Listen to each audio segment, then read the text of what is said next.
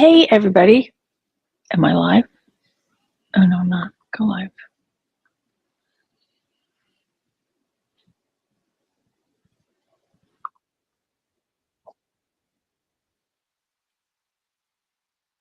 Oh, mm, okay. Okay. I am. Hello. Something's going weird with my video here. Hi, everybody. Welcome to Eating at a Meeting. And I,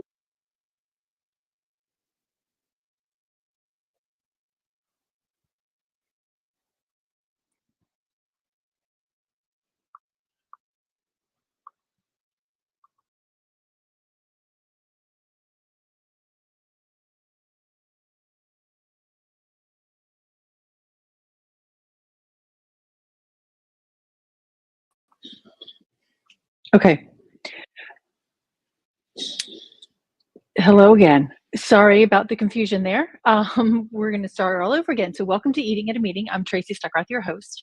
And I said in 2 months ago, I know why it is.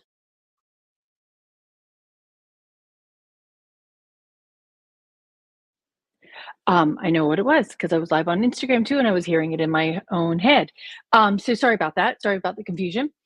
I am when I started every July, like to focus on celebrating freedom and independence, and I want to talk a little bit about what that means today. Last week, 2 weeks ago, I had um, Zoe Moore on the show talking about our experience and what at the PCMA EduCon convention up in Detroit, and we talked about that that event specifically, but we also just talked about what we need to educate our staff, our attendees, and staff on the catering side about managing dietary restrictions. And then last week, the podcast was actually a webinar for meetings or Meetings and Conventions magazine or North Star Meetings Group. And so today I really want to come back to the whole focus of independence and freedom and what that means for us as meeting professionals, as well as diners at events, as well as the catering teams. And I've been really focused on this for as long as I can remember. And so I want to share with you what I think celebrating independence and freedom means when we're at an event and how we can help our attendees do that. And part of it comes from a conversation or a question that was actually asked last week during the webinar. How do we help our attendees who are blind or visually impaired attend our events? And so one of the things that I repeat quite often in all of my speeches is that it's not just about what's on the plate, but it's how do we get to the plate? And or how do we allow our attendees to get to the plate? Can they reach the plate?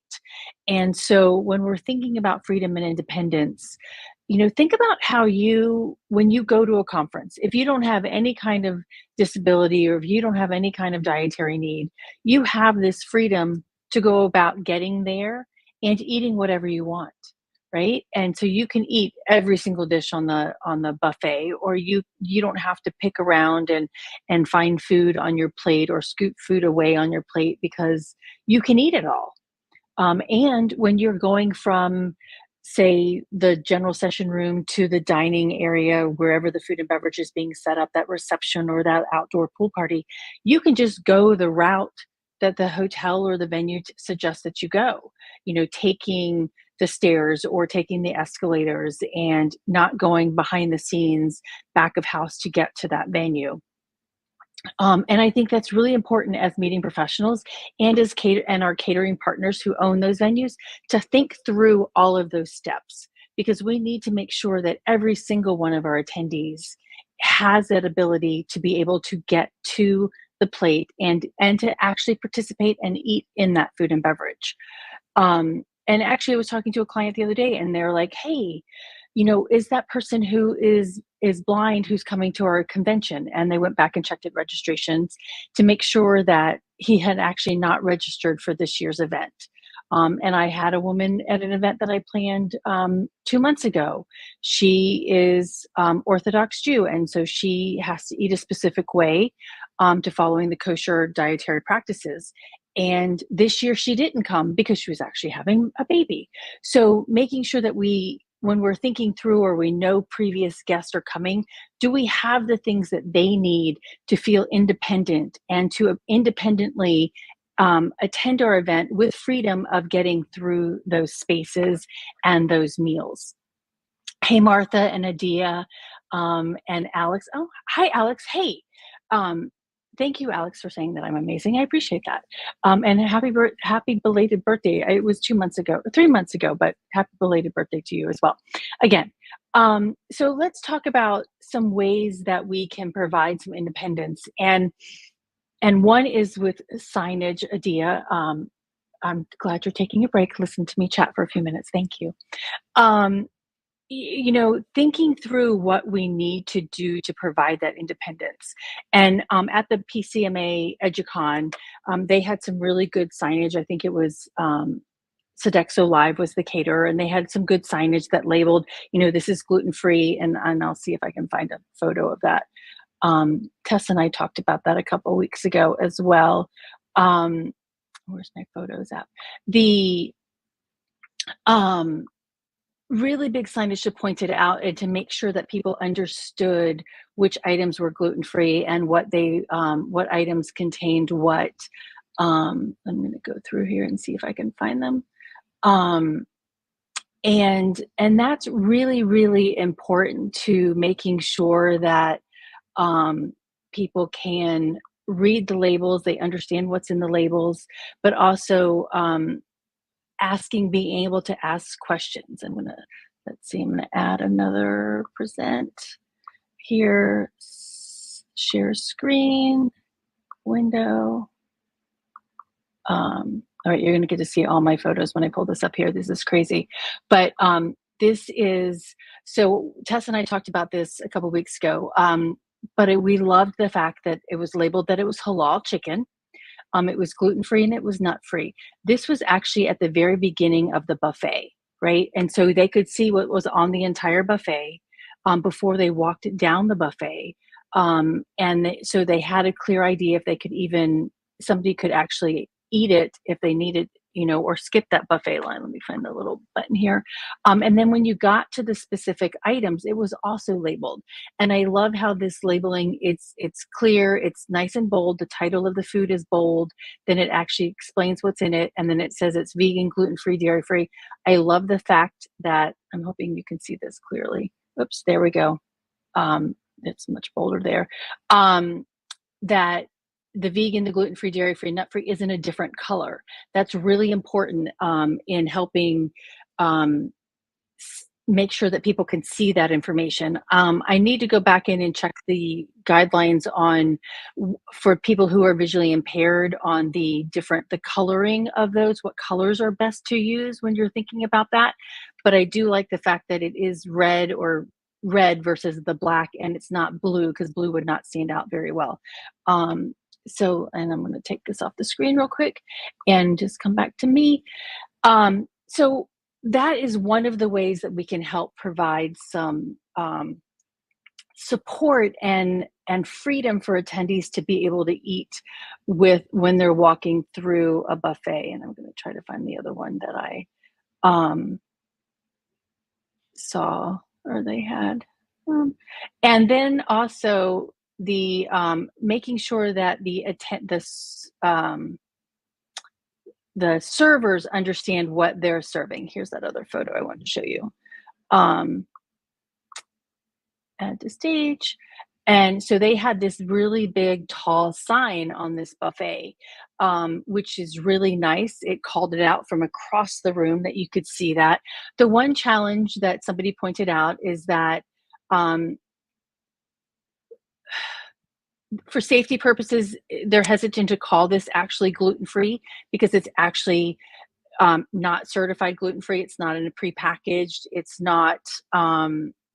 It actually is on a table with other non-gluten-free food. So for somebody who has celiac, this these 6 muffins, these 9 muffins right here, let's see if I can zoom in on that. These are the ones that are gluten-free.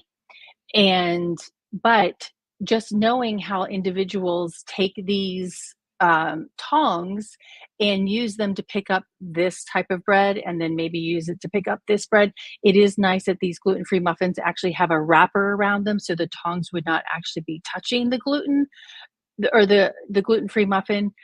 But also, if somebody has a wheat allergy that's on contact or such, that might become an issue. So maybe that person who's eating gluten-free is picking up that muffin directly without using the tongs. So this, I love this sign, and I don't want it to be placed way far away, to make people walk a further distance away to go get that food. I do like it here, but maybe those muffins, those gluten-free muffins, would be put on the other side of this of the fruit plate right here, right? So put them on the other side of that platter so that that contamination, potential contamination from the pastries filled with gluten does not happen with those gluten-free items. And we do need to chat when we're talking to our individuals that are celiac disease. If somebody does say they're celiac, or if they just say they're dairy and gluten free, or gluten free, I would ask them, "Are you celiac? How comfortable are you eating off of a buffet?" Ask those questions. Same questions that you need to ask somebody who says that they're kosher or halal. How comfortable are you eating off of a buffet if we tell you that all of the meat is halal certified, or if you're not Orthodox Jew, are you comfortable eating off the buffet if everything is labeled with the pork and the shellfish and the meat and the dairy? How do we have, what kind of options do we have? Those are good questions to ask. And but then also making sure, a friend of mine pointed out when showing some of these pictures of the buffets, that they weren't necessarily accessible. I'm going to see if I have a long table one, accessible for somebody who utilizes a wheelchair or is visually impaired and needs help walking through the buffet. I did appreciate that at PCMA there was a server at every single buffet station that was there to help or answer questions. And they were quite knowledgeable on what they were serving. So I did like that. But when we're thinking about the buffets, and I'm going to go search for Hollywood, Florida, to show a basic image of me trying to get some food um, at an event. So I'm going to pull this picture up and put this here. So when you're thinking about the design of your food and beverage, and how that is being displayed on the buffet, this is the banquet captain is taking a picture of me here. But my chair was a wheelchair. The food on the top of that buffet is the gluten-free food. I can't reach that gluten-free food. So is there a server there to help you get that food? Is there someone, figuring it out? Can you put that food? I do appreciate that the gluten-free croissants are on the top shelf so that being on the bottom shelf, they would be contaminated by non-gluten-free food. So it does protect that from crumbs coming down onto it. But again, we have to think through the access of that and making sure that all of our attendees can reach the food as well. And so there is that. And I'm going to go over here now.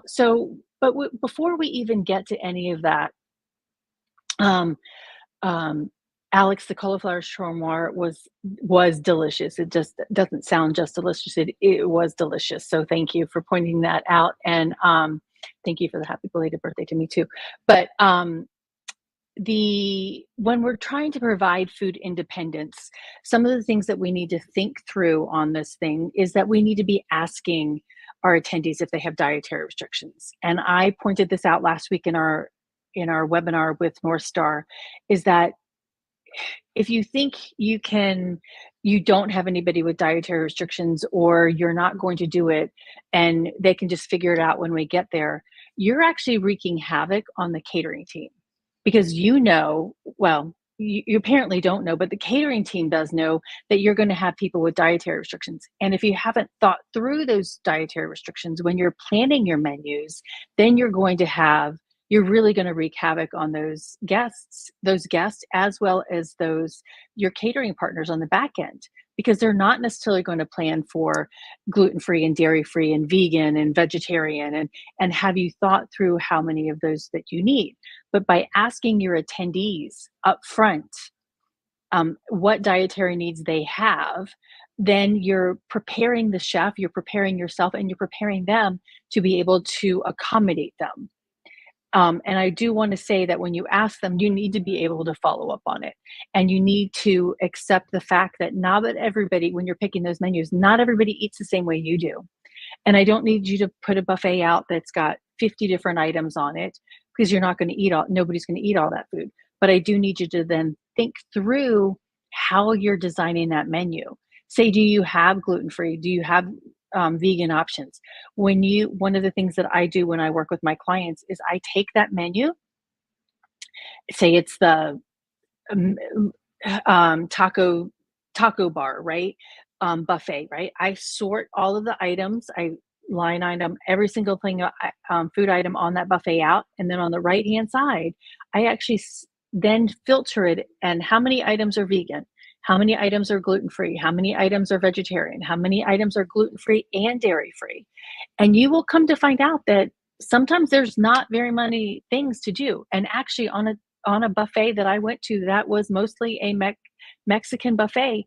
The only thing that was vegan and gluten free on the menu was the guacamole. They had put some spices on the chips. They had added something into the meat or into the chicken. So you have to ask those questions of your catering team. What are the ingredients in those items? You might not know, because I'll give you an example. IHOP puts their pancake batter in their scrambled eggs. So that is now adding wheat and other things to their scrambled eggs. That makes that not gluten-free for somebody who wants to eat some scrambled eggs. So there are some tricks and tips that chefs do in the back of the house to make their food look fluffier, make their food have the specific consistency they have, that you have no idea what that is. And so you have to ask your catering teams about that. So under the word ask, you're asking your attendees if they have dietary restrictions, and then you're asking your catering partners what are the ingredients in the food that they make, because not everybody eats the same way and not everybody makes the same dish the same way. And then going back to that, we need to accept that not everybody eats the same as we do. So when we're designing our menus, we're not picking food for us, we're picking food for our attendees. Yes, you want to eat it, but you also need to pick food that's going to feed a large group of people at the same time. We need to learn, the next item in this is that we need to learn how to create items that are free from allergens or offending other people. So get some ideas in your repertoire, saying, hey, I know that quinoa is vegan and it's gluten free, as long as there's not other ingredients added to it, right? So look for items and look for catering partners that can make what is that called? It's the hot brown sandwich from Louisville, and I spoke about that. I used that as an example a couple weeks ago at PCMA, because Louisville was my sponsor of my education session. Is that my friend Martha? Martha, are you still on here? Allergy Dragon. The hot brown sandwich is bread and turkey and gravy and tomatoes, and it's a famous Louisville dish. Well, Martha made that free of the top 9 allergens. So she made it so that it was vegan and it was nut free and it was dairy free, and it looked the same. I don't have those pictures to show you, but it looked the same. So when we learn to create meals that are free from, that also have the same look and texture and intent with what we wanted that other dish to be, we actually create a better experience for our attendees that allowed them to have the freedom of participating equally with everyone else. Incorporate is another word that I like to use. Incorporate or eliminate the needs from the menu altogether. And this comes with an easy example is saying, hey, I'm going to eliminate all nuts. And I did this at an event that happened last month. We had someone who was contact allergic to nuts. So she could not be in a room with nuts, because if I ate nuts and I shook her hand, she could actually go into anaphylactic shock, have an allergic reaction. So we eliminated all nuts from our event completely. And the venue came back and said, well, we're not a nut-free environment. And I said, she and I know that, but we need you to make every single thing that we're serving to be nut-free. You can clean that kitchen, you can make that nut-free for that event. And it really helped that we had all of the meeting space, but you can have that done. But you do need to make sure that everyone on the team understands that. And I brought this up with in the conversation with Zoe and with last week, I think, with North Star, is that our servers knew it. And when the muffins came out on the very first day for the very first breakfast, 2 of the 4 muffins had nuts in it. But the servers had read their BEO, and their BEO said no nuts to be served at all. They removed those pastries, the entire plate of pastries, all 4 pastries, and brought back clean plates with pastries that did not have any nuts on it. So we need to make sure that everybody is in the loop on us incorporating or eliminating any kind of allergen or dietary need from our menus across the board, because we want to make sure that it's a safe environment. The next question, hello everybody else that has joined Lifestylist and Natalie Nuts for Nuts. Appreciate you joining me here. The knowing the ingredients in the food that you're serving. So kind of going back to those slides that I showed you, let's see, actually, I have some other photos from that one here. This is an event that I produced in Florida, where I was showing you the picture of me. Let's see, present. I'm going to come back over here, share screen, window, share. So here is a picture of some crudité, and you wouldn't think, right? Crudité. So they're in here, the carrots and the celery are in a cup with the ranch dressing. Well, look at this. It's a vegetable shooter with ranch. It's got carrots and celery sticks and ranch dressing. Well, the ranch contains milk, eggs, soy, wheat, and gluten. You wouldn't know that by reading the label. If it just said ranch dressing, you wouldn't know that by just looking at it. So it's really important that we call out or highlight the allergens that are in the food, and letting our attendees know that as well. And then we also, because we had individuals who were eating kosher but not Orthodox kosher, if I said that correctly or incorrectly, I apologize. But we noted that it was nut-free, it was fish-free, it was pork-free, shellfish, wheat-free, and wine-free. We had somebody allergic to wine. So we pointed out what the ingredients were in it and what ingredients were not in it. I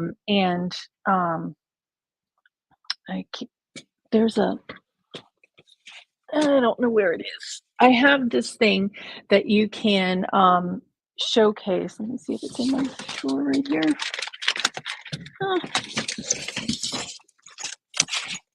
Sorry. I have this ring thing that has the ingredients of every single item that's being served at that event, right? And that's for the banquet captains to have on hand, and or the servers to have and showcase, so they know the full ingredient list, to be able to educate the attendees. And it's helpful if anybody has questions about what's in it completely. You may not want to give it to the servers. You may want to give it to your banquet captains so that they can educate and answer questions about what is in the food. So we all need to know what's in the food, even when it's coming to even when it's on the buffet, be able to answer those questions. And a good thing to do as well is to put that information on the event app. And so let's see if I have that picture. I don't know if I have it in there, but putting it on the event app. So just like we had showed that slide from let's see, go back to Detroit. I love being able to switch through my photos from Detroit, and we're going to say 2024. So when we're looking at this label here, let's pull this back up here. Putting this label on the app so that people can read the menu items before they get to the event is great. So like, and an example of that was like if you've got the event app and you have lunch and somebody can click lunch and you've got the menu there, so they can actually be prepared when they go to the food and beverage function to participate. And this is quite helpful. But I do, on this menu, would prefer that we spell out what's in it, the allergens that are in it. And this, I've mentioned this a couple of times, but it is coming that we do need to label for the top 9 allergens. The state of Colorado, the state, Virgin Islands, Puerto Rico, state of Pennsylvania have adopted the U.S. food code that says unpackaged food, i.e. a buffet, must label for the top 9 allergens. And I'm pointing this out because you've got here mascarpone. Some people might not know what mascarpone is. Well, it's dairy. So we need to say that this contains milk. It says eggs, but we should also say it contains milk. We should also say it contains fish because I know fish is there, but spelling it out as clearly as possible, just like on the side of a wrapper on a prepackaged food. We need to do that same kind of stuff. All right, let's remove this slide here. Provide is another word that I use when I'm trying to help provide independence and freedom, and providing these labels, providing the information about the meals before people get there, providing what you're going to be doing, showcasing on your event website what you're doing, what kind of information you're going to be providing people when they're coming to this event. And then the last one is educate. The one before that is furnish.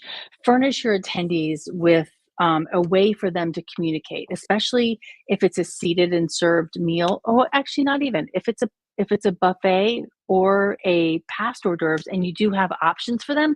Provide them a way to communicate with the servers.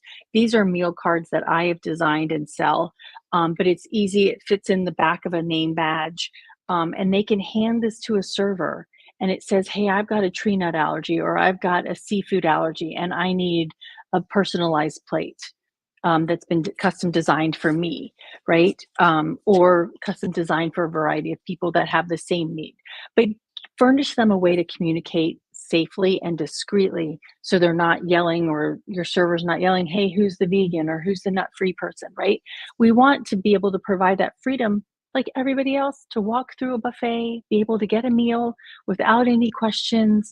Hey, Kate, how are you? Without having to call themselves out. We all go about our daily lives, without any excessive need. Like I can go into the grocery store and buy what I need, right? But can everybody get into that grocery store, right? Can everybody reach the countertop? Is there something for me to drink? Because Kate just popped in here. Is there something for me to drink on that bar? Is there a non-alcoholic version of something? I was in a grocery store yesterday, actually, and I said, hey, what non-alcoholic spirits do you have? And the woman, thankfully, she knew what I was talking about. She didn't walk me to the soda section. She walked me to the spirits and beer section of the grocery store, and she showed me the Athletic beer on the counter. She showed me some kombucha, and she showed me some different non-alcoholic spirits that I didn't know any of those brands, but they were more kind of mocktail-y things. Yes, Kate, freedom and independence is really, really important when we're talking about catering and events, and the freedom to be able to walk up to a bar and say, hey, can I have a non-alcoholic spirit or cocktail, right? Without being handed a glass of club soda or a glass of water or bottle of water, right? Anything like that. So, and having it in a nice glass and being able to fully participate and have the freedom to fully participate without having to go off and find something to eat or drink somewhere else. My friend David actually posted a LinkedIn post a couple of weeks ago where he went to a convention and meetings industry convention, and he walked in and he had just finished a workout before he got there, and he didn't want to drink. He also didn't want to drink because he was about to network with a bunch of people that he'd never met before, and he wanted to have full cognitive sense about him. And the only non-alcoholic options that they had were soda and water. And so he did a once over in the room to see, if anything intrigued him and anybody he saw intrigued him, and he turned around and walked out. So he went to go find food and beverage elsewhere. So not only he's coming to this event to network, he's coming to this event to make to land business or to find new business or to help support other people, and he had to leave because they were not supporting him. They were not giving him the freedom and the independence to attend that event fully as themselves, and to eat and enjoy as everyone else. And then the last part about all of this is education, which I'm hoping this conversation has helped educate you a little bit today. We need to educate ourselves. We need to educate our event planning team, our clients, our families, our vendors that we hire. And we have to make sure that our servers and our banquet teams understand, and that's the kitchen teams understand too, back of the house, front of the house, and the bartenders, the servers, the banquet captains. Another example actually that I want to bring up about that is an event that I attended a couple of years ago, and the hot buffet section, so like the tuna tartare and all of those things, were labeled clearly, and it says contains nuts or contains sesame and contains fish and things like that. But when you got to the pastry section, to the dessert section, none of those were labeled at all with any kind of ingredients or if they were gluten free or nut free or anything. And when I chatted with the pastry chef as well as the executive chef, he's like, "Oh, well, we didn't communicate that information that he needed. We didn't tell the pastry chef that he needed to label his food."